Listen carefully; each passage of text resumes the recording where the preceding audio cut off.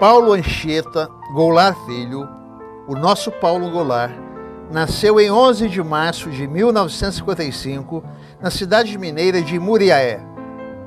Em 1971, com apenas 16 anos, foi descoberto por olheiros do Fluminense quando jogava no time do Nacional de sua terra. Ficou nas divisões de base do tricolor até 1976, quando se profissionalizou. Pelo Fluminense, fez 137 jogos, sofreu 132 gols, com média de 0,971 gol por jogo, embora tenha ficado 58 jogos sem sofrer gols. Sua despedida foi em 10 de julho de 1985, numa partida contra o time do Olmedo, no Equador. É o 7º goleiro que mais jogou com a camisa tricolor. O Fluminense sempre foi sua casa e grande paixão. Foi campeão carioca de 1980, com um time quase todo vindo das divisões de bases do clube, com jovens lapidados pelo lendário técnico Pinheiro. Jogou ainda, por pouco tempo, em clubes como Ceará, Criciúma, Olaria, Paysandu de Belém e encerrou definitivamente a carreira no primeiro semestre de 1988, atuando pelo Porto Alegre, time de Itaperuna, no norte do estado do Rio. O maior pegador de pênaltis do Fluminense conta a sua própria história. Como é que o goleiro Paulo Goulart apareceu no Fluminense? Eu jogava futebol em Muriaé, um futebol amador, que alguém disse que eu era goleiro, eu pensava ser ponta direita. Alguém disse, não, você é goleiro, você eu era mais alto da turma, mais velho. E fui disputar um campeonato amador em Muriaé, pelo Nacional de Muriaé. E fui muito bem no campeonato, neste campeonato.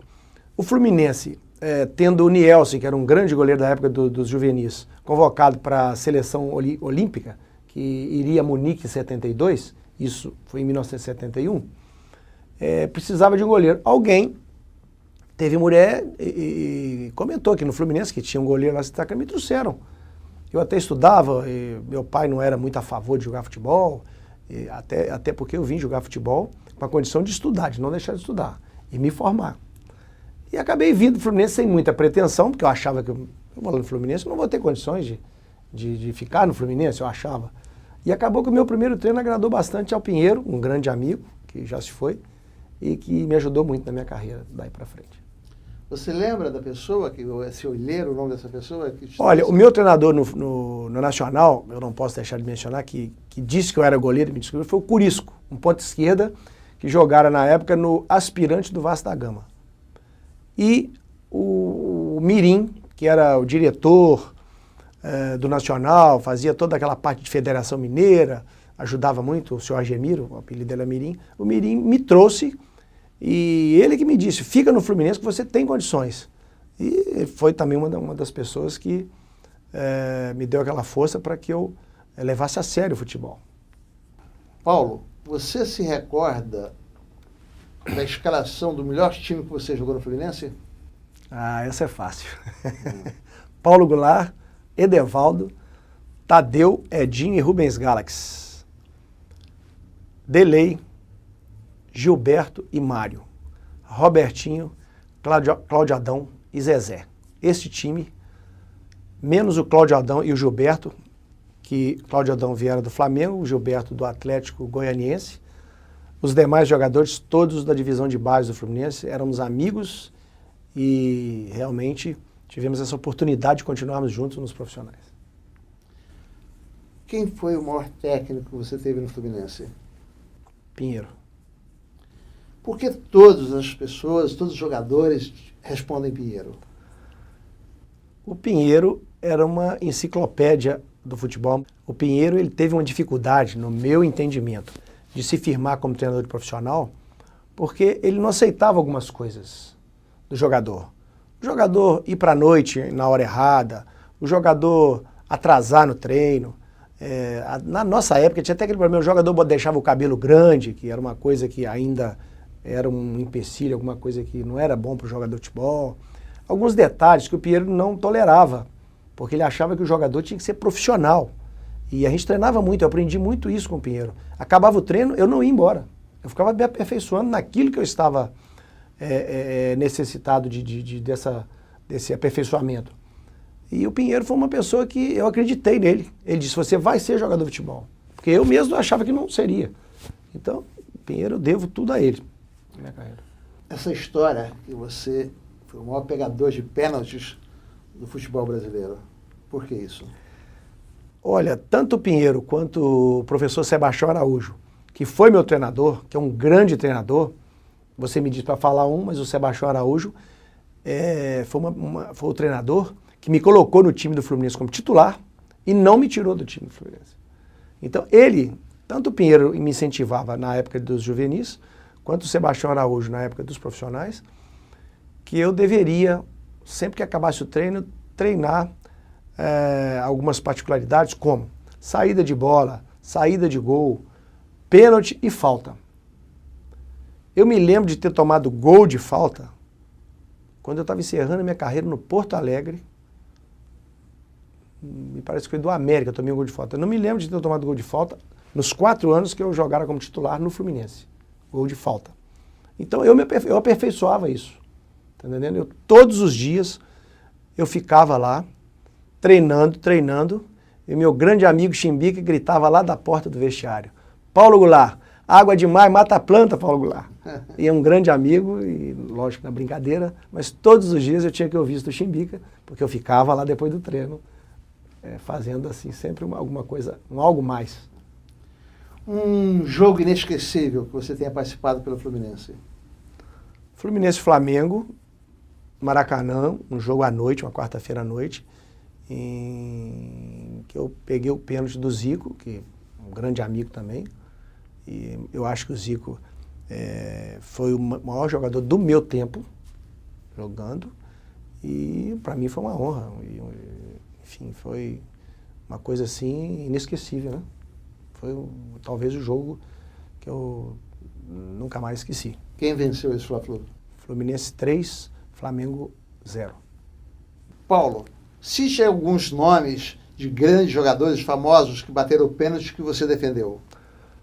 Bom, os grandes jogadores aos quais eu tive a oportunidade de enfrentar em cobranças de penalidades foram o Zico, que eu peguei o pênalti, o Roberto Dinamite, eu peguei o pênalti, Nelinho do Cruzeiro, eu peguei o pênalti, Orlando Lelé do Vasco, eu peguei o pênalti, Dudu, cabeça de área do Vasco, eu peguei o pênalti, Jorge Luiz, lateral esquerdo do Vasco, peguei o pênalti. E eu, com essa, vamos dizer, com essa fama de pegador de pênaltis, eu chegava nesse campeonato brasileiro, e na minha época eram 70 clubes, eu pegava pênalti com tanta facilidade que eu acho que o cobrador já vinha com aquela preocupação. Então eu peguei pênaltis que eu não me lembro, nesses campeonatos brasileiros em que disputei, sempre eu pegava, a torcida sabia, a impressão que eu tinha que a torcida sabia que eu ia pegar o pênalti. E isso já me facilitava psicologicamente. E piorava ainda para o cobrador. Então o cobrador, ele balançava e tal, eu pegava o pênalti.